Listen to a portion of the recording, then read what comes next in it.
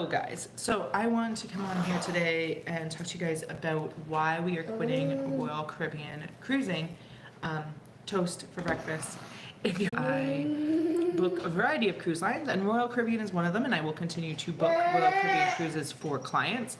But for me personally, Royal Caribbean, I have a list of why we are no longer personally doing Royal Caribbean cruises. I'm sorry, my tripod is like being already sworn at it a few times today. But why we are personally no longer booking cruises with Royal Caribbean. So we have 2 more coming up that we will be taking. I'm not canceling those. We probably would have canceled them if it was a refundable deposit.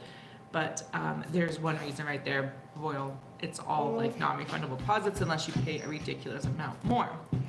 So we are continuing those. Also, our second one, we are cruising with a friend of mine, and I feel like Royal is a better choice for her. So, yeah. So we're continuing to have those ones. So that will be cruise number 4 and 5 for us with Royal. We've done Independence of the Seas, Oasis of the Seas, Navigator of the Seas, and then we have Jewel of the Seas and Adventure of the Seas coming up. Oasis of the Seas, hate that ship. We hated it so much that we actually canceled our Harmony of the Seas cruise because we just the ship. Anyway, let's get in it. So why we are quitting Royal. So a big reason we are quitting cruising with Royal is because of activities. When we first started cruising, we found that Princess is the other cruise line that we cruise with, and that's the cruise line we will be cruising moving forward, and we have a bunch of cruises booked with them. And we've taken a bunch of cruises with them. But when we first started cruising, we were doing Princess because that's what the travel agent I was working with at the time recommended. I knew nothing about cruises, so I took her suggestion, and we just found that, like, because we were on the younger side, and the pools got really packed, and then we decided to switch over to Royal, and Royal was totally different. It had so much activity, so much to do and whatnot, and we really enjoyed it. So then when we went back to cruising after my daughter came home, it was like, okay, I want to do Royal again. And so we booked a bunch of Royal cruises, slightly impulsively, ADHD one. But we booked a bunch of Royal cruises because we were like, our memories were skewed from Princess versus Royal at that point. And so booked a whole bunch of Royal cruises, and then we did book a Princess cruise, and we had them really close together, and it worked out amazing for us because we really got to see the differences between the 2 cruise lines again. And Royal has really shifted to their ship being the activity. So instead of having fun like line dancing and karaoke and trivia constantly on sea days, they rely on people doing activities on the ship, like rock climbing and water slides and zip lining and all that kind of stuff, which is just not our style. And I should have prefaced this that this is very specific to us. I still book Royal Caribbean because it is still a good cruise line for other people. This is why we personally no longer cruise with them. If you are like, I love Royal, Royal has everything for me, good for you. That is perfect. That is why there's so many different cruise lines. I will never go on Carnival, nor will I book Carnival. I know Princess is owned by Carnival Corp, but anyway, there's like certain cruise lines for different people. I have some people that absolutely love Carnival. I shouldn't say I never book Carnival. I book Carnival for one specific client because they love it. But yeah, there's like different cruise lines for different people, and that's okay. We're allowed to have different opinions. I am just sharing mine. Anyway, we don't need the rock climbing or the zip lining or anything like that. My daughter can't do any of it. So we found that on sea days with fewer activities, we are bored. On the Navigator of the Seas, the last sea day that we had was very, very rocky. Like the most rocky I've ever had on a ship. I do not get seasick, and I was like starting to feel it. So that's how rocky it was. But because of that, they had to close all the pools. Everyone was inside, and they had nothing to entertain people. Mind you, people were not feeling super great, so there's a lot of lounging around, but it just felt like there's literally nothing for us to do right now. And we could have done line dancing classes. We did line dancing classes with Princess when the ship was rocking pretty good. Of course, it's not ideal, but you could have done karaoke. They could have done a ton of things, but because their main stuff was closed, there was no rock climbing, there was no water slides, there was no pools, there wasn't a whole lot for people to actually be able to do. I will say that like Royal Caribbean's baby pools, my daughter has special needs and probably realistically might never be toilet trained. Royal Caribbean having baby pools, I like that. We found on Oasis, it was way too hot out and way too crowded at the baby pool. We used it, I think, once. Navigator of the Seas, we used it almost daily, but I feel like that was because there wasn't anything else to do.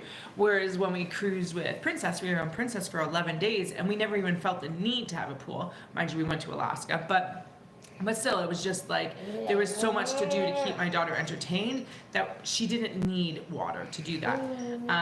So we do have a bunch of ones coming up with Princess that are warmer weather, and it will be interesting to see how we entertain her and stuff in a warmer weather environment, and how much like going offshore, like we're going to Princess Key twice and there's no baby pool or pool at all on the island, so we will be going in the ocean. We'll see how that goes. We did rent a cabana for the one day, and I have a blow up inflatable bathtub now, so I might bring that ashore and just put it in our cabana area and fill it up with water. So yeah, we'll see how that goes. Versus we're also going to Perfect Day again, and they have a pool that she can go in. They also have 2 splash areas. So there is benefits to Royal for families that have younger children that are not toilet trained. Just for us, it's like the having a baby pool doesn't really outweigh all the other reasons why we don't enjoy Royal anymore. Princess does have some splash stuff on certain ships for kids that are toilet trained. And this is not Princess is the only one that doesn't have it. Royal is one of the few that do have it. Royal Caribbean and Disney are one of the few ones that do offer baby pools for kids that aren't toilet trained. So it's more that Royal offers something that most cruise lines don't, versus Princess doesn't offer something that most do. Another big thing for us is just the ships are getting too big. They're getting too theme parky. They're getting away from like cruising as the destination. Their itineraries aren't as great as they used to be. They're not as long. So like with Princess, we have like a 21-day Mediterranean, and that's what Princess offered. It's called a logical journey. It's 2 cruises back to back, but they've bundled them into one cruise for a significantly discounted price, and you're in the same room. It's kind of like amazing. We also did that at Christmas time this year. We're doing a back-to-back Eastern Western Caribbean, and again, it was a logical journey, so we paid like less than half. Like we didn't pay double. Like if we booked the Eastern, we booked the Western, we didn't pay that full amount. We paid less than that. So for us, like doing the logical journeys makes so much sense. And Princess just has those itineraries, and very much still the destination is the focus. I feel like they slightly got away with that with the Sun Princess, which I have done videos on why Sun Princess is not my favorite ship. But we're doing 21 days on it, so we'll really get to know it then. But I feel like Royal is just getting way too much into a party on a ship. Everything is on the ship. We are just going to go and have people go to crappy ports like Bahamas or like Nassau and per day, and that's your cruise. Your focus is on the ship. And we are not big ship people. Like I said, we hated the Oasis. That's just not our style. And again, the ships don't have stuff that we can even really do, because that's just not who we are. So really liking more the itinerary focus, where we get to see new places and new destinations, and less so on the ship is the destination. I think the Icon of the Seas is a beautiful ship. Don't get me wrong. I think it's great for a lot of people. I just think it's too big for me, and I don't think it's really what we want. Ruth, hi y'all. Sorry I'm late. Welcome. You're not late. I just basically started. So welcome, Ruth. Happy to have you here. My Emrys is having some juice this morning. Can I just complain about paper straws for a second. The Walmart brand of apple juice is the only one that still had a plastic straw, and now they're switching over to paper straws. For a child with special needs who only recently started drinking stuff and got the feeding tube removed because she started drinking stuff, having a straw that she cannot use is kind of a nightmare.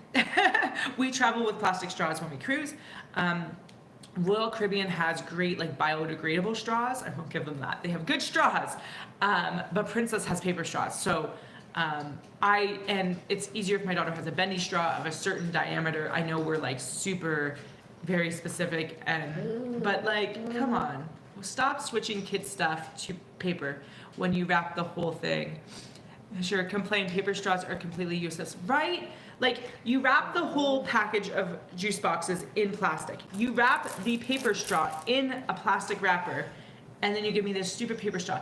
I'm a teacher, and the Kool-Aid jammers, those stupid juice pouches that was always impossible to get a straw in to begin with, now have paper straws. How do you get a paper straw into that thing when the plastic straws you can barely do? Anyway, so stupid. Where was I? Good on you, Royal, for having plastic. Well, they have like the compostable straws, which that's fine. Like, you want to have compostable straws, go for it. So ships are getting too big. The itineraries are not great. They're not as long. Like, we're looking at some other ones for 2027, and it's like you compare Royal and Princess, and you have shorter itineraries. It's like, here's a 7-day. And you can build a 7-day plus a 7-day plus a 7-day to make a 21-day, but it's like Princess just naturally has those as logical journeys. And we very much are wanting to cruise longer, fewer times a year. Currently, we've been cruising about 5 times a year for about a week to 2 weeks. We want to switch it up, that we are cruising once a year for about 3 to 4 weeks. That's kind of our plan. Flights are expensive these days, and we also want to limit where we cruise from. And so for us, it's Vancouver. We are an hour and a half flight from Vancouver, from Calgary. LA, we are about a 3.5 hour flight from Calgary to LA, flight from Calgary to London. But all 3 are direct flights. All 3 are, I can fly with WestJet, which is my preferred airline. And whereas with Royal, if you're cruising in Europe, most 99% of the time you're going from Amsterdam, which is where we are going from this summer, which means expensive flights if you want direct, because you can, KLM is the only one that flies direct. And again, this is totally an us issue. We are flying from one specific airport. But KLM is expensive, so we actually paid extra to fly direct Calgary to Amsterdam going there, but coming back it's like 18 hours of travel. Plus, like, from takeoff to final landing. That's not including like the drive or the getting to the airport and waiting at the airport and the landing and driving home. But anyway, so just having more flexibility in terms of cruise was where we go. And so anyway, the expense. So we want to do more longer cruises, and Royal just doesn't offer it unless we double it up. Like, we specifically book different itineraries, and then we don't necessarily get the same cabins. We do usually a guaranteed cabin with Royal, because the prices are so different when you do a guaranteed versus choose your own cabin. With Princess, we've never done a guaranteed cabin, because 1, we can't now that we have 3 in a cabin, but 2, the price difference, there was usually no price difference. Princess usually didn't charge extra to choose your room. And price, that was my next thing on my list. Like, we can cruise with Princess for significantly less. A lot of cruise lines we can cruise with significantly less. Royal is charging so much for cruises now, and I get it. They're building all these ships, and they need to be able to finance those ships by charging more, but prices are insane. We can go on like a 3-week cruise with a different cruise line for the cost of 1 week on, say, the Icon. And again, they're focusing so much on the ships, and that's just not who we are. We are very much destination focused. We want to go check out new places. We want to see new things. We don't want to do the same thing over and over again. I mean, we are with stuff like Alaska and whatnot, but for the most part, we want to still see more of the world. And the prices are just crazy. Even stuff, for instance, cabanas on Perfect Day are like $1,700 US for our Southern Caribbean cruise. With Princess, we paid, I want to say it was $230 US for ours. And I know like Royal's Coco Key is like brand new. They're well, not brand new anymore, but they're new cabanas. Versus Princess has older, smaller cabanas. But take, for instance, Lookout Point. I think it's called Lookout Point. Disney's brand new island. Brand new. I think it's on the same island as Princess's. They have beautiful, beautiful cabanas. We watched Ben and David's video on it. If you want to see it, go check out Ben and David's video. But they beautiful cabanas, and I think they were like $500 US or $400 US. So reasonably priced. I know like some people will be like, oh my gosh, $400 or whatever, but like that's good. And I think those ones were like 6 people or something like that. Like of course you can probably get more expensive ones, but they have cabanas that do up to like 10 people. But yeah, it's like Royals are just so overpriced, and then you're paying to go to the island, and then you're paying to go into the water park, and then you're paying to do this and paying to do that, and it's just like, of course you do not need to pay for any of that. We have never paid for anything at Coco Key, and this summer we are not paying for anything, and I'm going to do a whole video on a free day at Coco Key. But and I will have Royal content on my channel just because we are cruising with them this summer, but it's just the fact that I feel like they are so nickel and diming everyone. Their drink packages are more expensive. They don't have a good value package like Princess does, and Princess, Celebrity, I think Holland America, where you can do like internet and drinks and gratuities all bundled into a thing. Royal doesn't do that. Their loyalty program is another thing on my list, where their loyalty program, they're cutting stuff out. They recently have restricted, like they have the Diamond Club and the Diamond Plus and then Pinnacle and stuff like that, and they've actually cut benefits to the Diamond members. You still get like your 4 free drinks a day or whatever, but it's just cutting the lounge access and cutting this and cutting that, and I had issues with them with my points. I cruised during a double point event and got double points for that event, and then recently they took the double points away from me. So I've cruised more than my brother, and yet he has more points than me right now, or he's got the same amount of points as me right now, because they didn't take away his double points, but they took away mine. So there's like stuff like that, and just their customer service. And I've called in as a travel agent, and I've called in as a normal consumer, and both ends kind of suck. Their customer service is horrible. I mean, Princess, most cruise lines, their land service is not great, but I just found like with loyalty stuff, it's like it's so hard to earn anything with Royal, and then once you do earn it, they're cutting stuff back. Whereas Princess, like I'm elite, my daughter will be platinum pretty soon, and like having those benefits, there's huge benefits. Like sure, I don't get free drinks, but I don't need free drinks because I don't drink alcohol. And for those that do, can just get the Princess Plus or Princess Premier packages for a reasonable amount of money. But I get half off internet. I get free laundry. Free laundry, it's huge, people. 10% back as onboard credit for my excursions. Loyalty Lounge, the Elite, Platinum and Elite Lounge, Priority Embarkation, Priority Tender disembarkation-ness, like huge perks for like not very many cruises with them. Even like my daughter, once we hit 5 cruises with her, she will be platinum. She'll hit platinum next year. She'll be elite probably by the time she's 10. So it's just so much easier to earn it with Princess, and then you get so much value for it. Maybe it's because the Princess has more first-time cruisers than Royal does, and so therefore you don't have that same like flood of loyalty people. But just Royal cutting back on their loyalty makes me not want to cruise with them, because not that it matters like benefits and perks as much, but like Princess having stuff like free laundry is huge for me. And having access to priority embarkation and whatnot is huge for me. Whereas like Royal takes forever. It takes forever to do anything. Yeah, so, and my daughter's 6, by the way, so when I say she's gonna be elite by the time she's 10, like that's, and her first cruise when she was with Princess was when she was 5.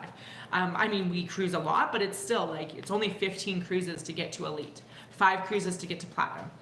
You can also do it by the amount of days. So like, for instance, one of our cruises was 11 days. So that only counted as 1 cruise, but it counted as 11 points.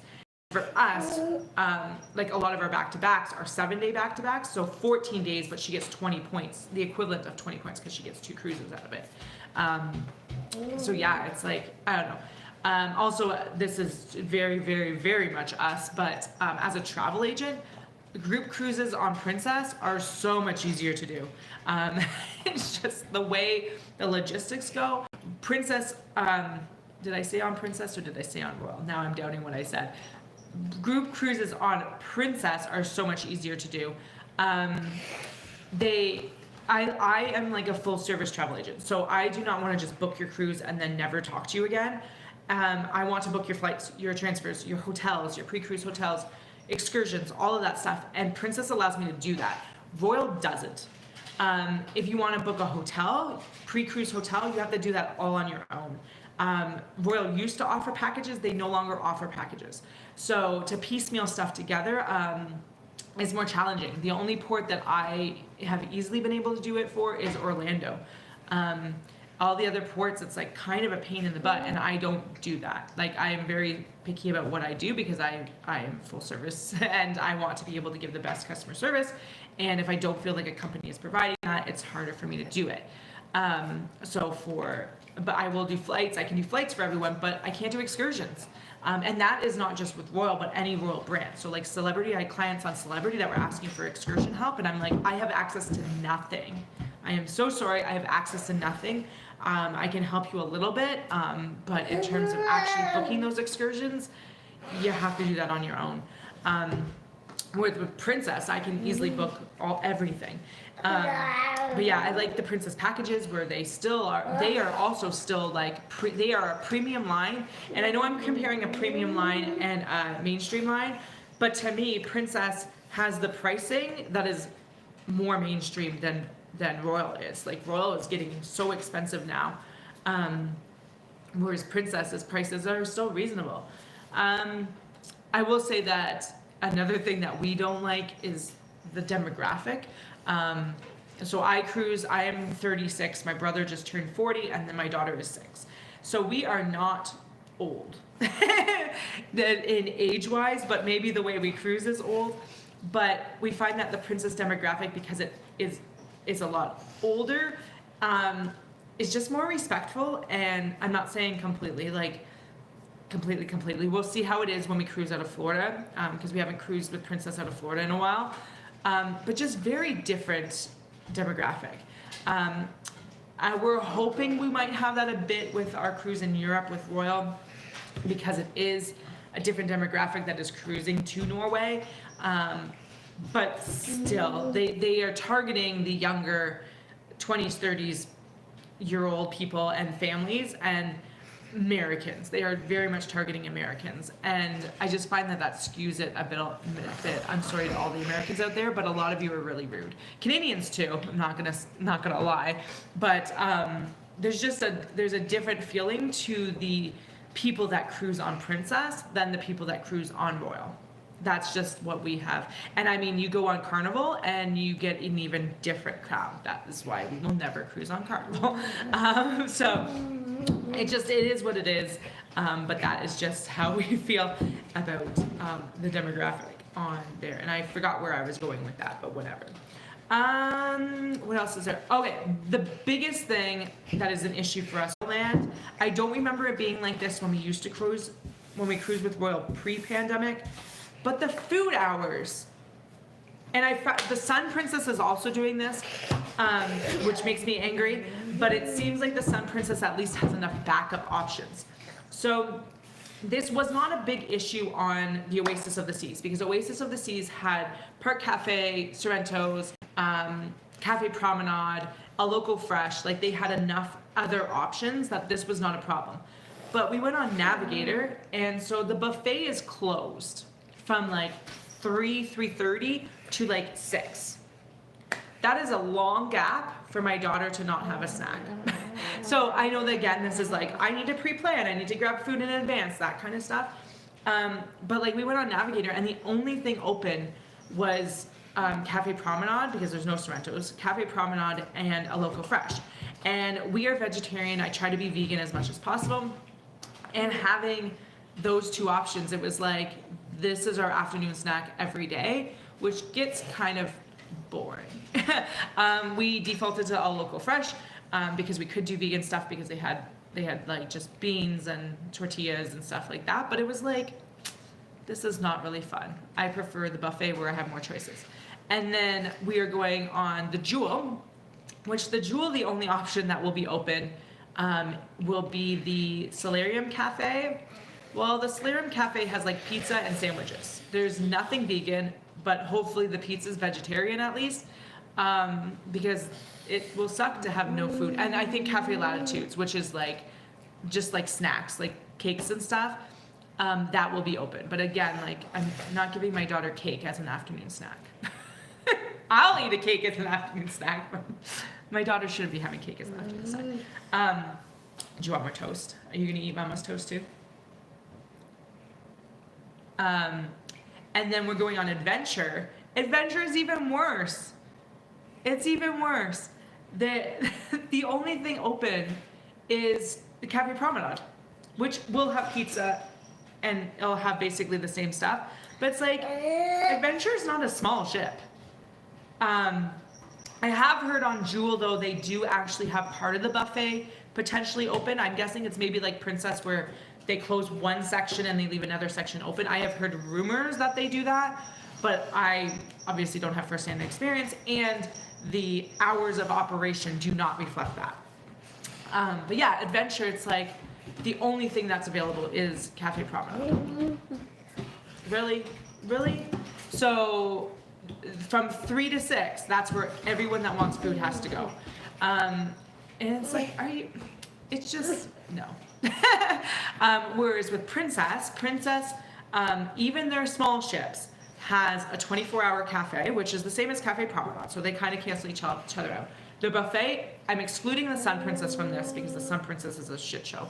But the buffet, they have like one section open at all times. They kind of rotate, and then they do lighter snacks, and then the main meal and lighter snacks. And then you also have usually the pizza place, and usually a grill too, where you can get hamburgers and veggie burgers and tacos and stuff like that. Those are all open. And then on top of that, for $14.99 for your entire cruise, or $14.95, whatever random price, you have the Ocean Now delivery. So you can order food anywhere on the ship as much as you want after you pay that fee once.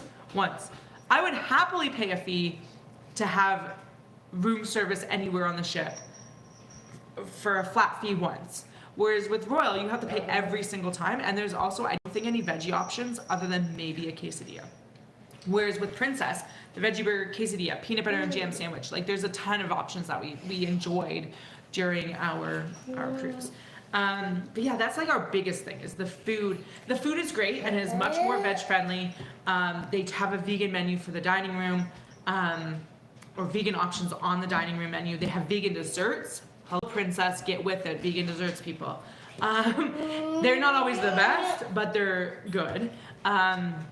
They have tons of veg options at the buffet. It's just that in-between time where it's like, what do you eat at this point in time? What do you eat? Everything is closed. That's the most frustrating thing for us. But we just, I don't know, Princess just fits our style so much more.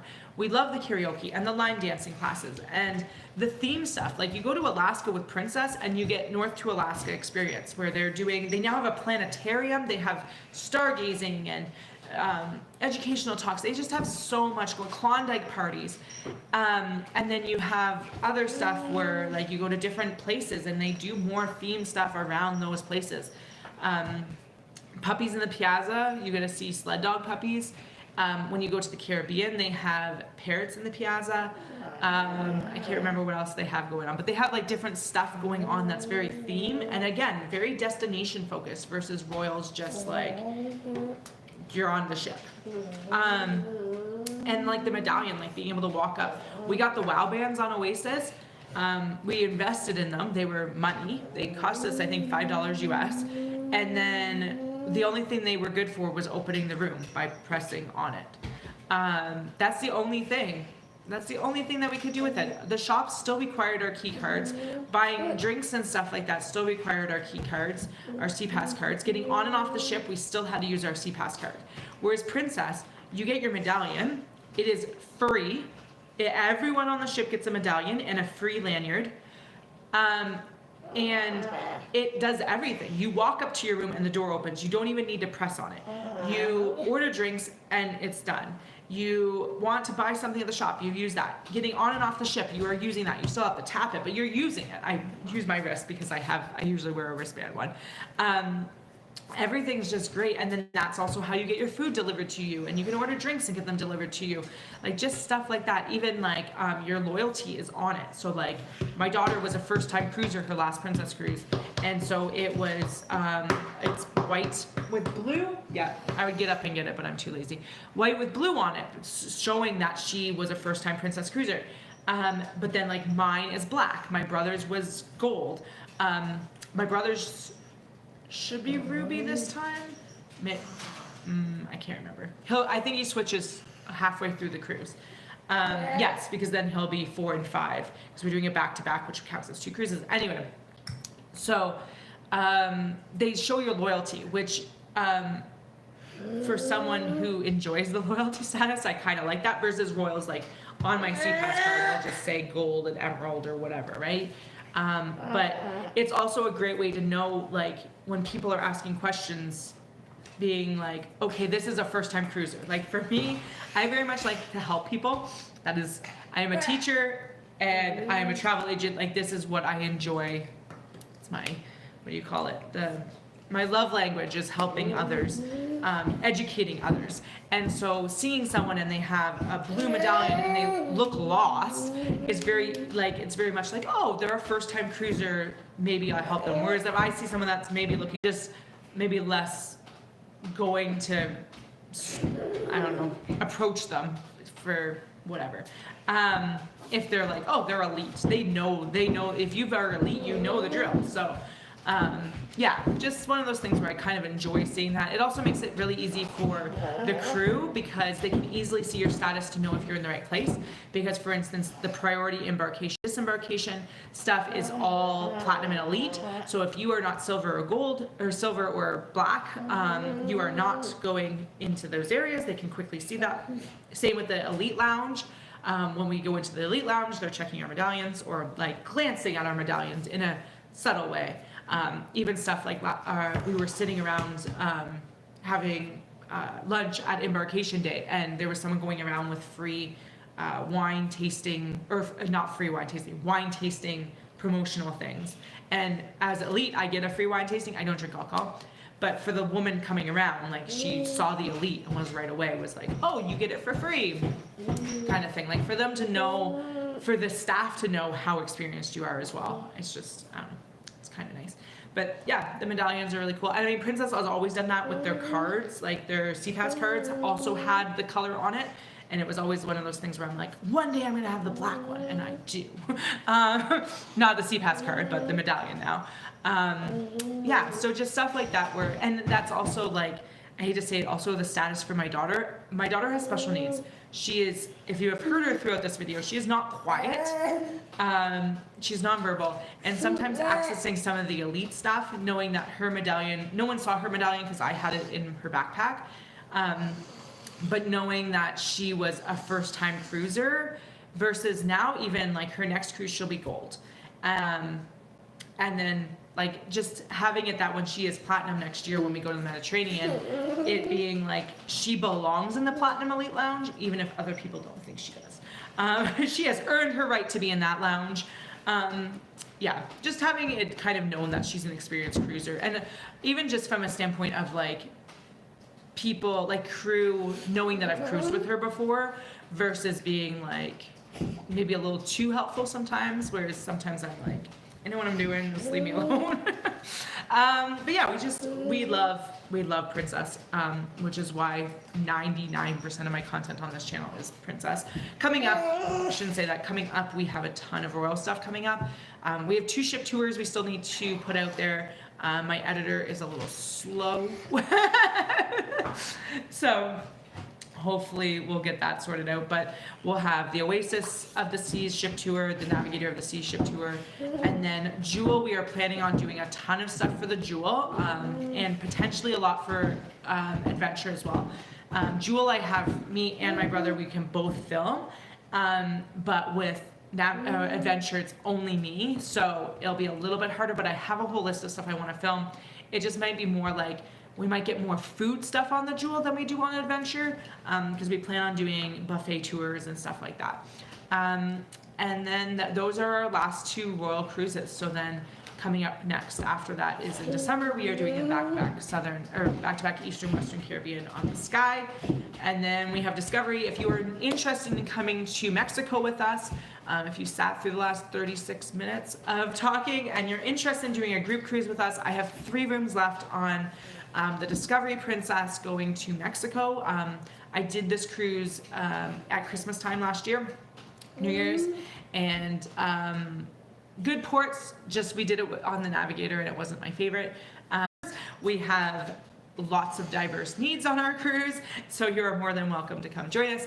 And yeah, so, and we have kids, we do have kids coming, so we have kids, we have teenagers, we have all ages, all abilities, so yeah, so if you're interested in coming, I want to say 1 balcony, 2 interior, or 2 interior and 1 balcony. One of the other, I can't remember.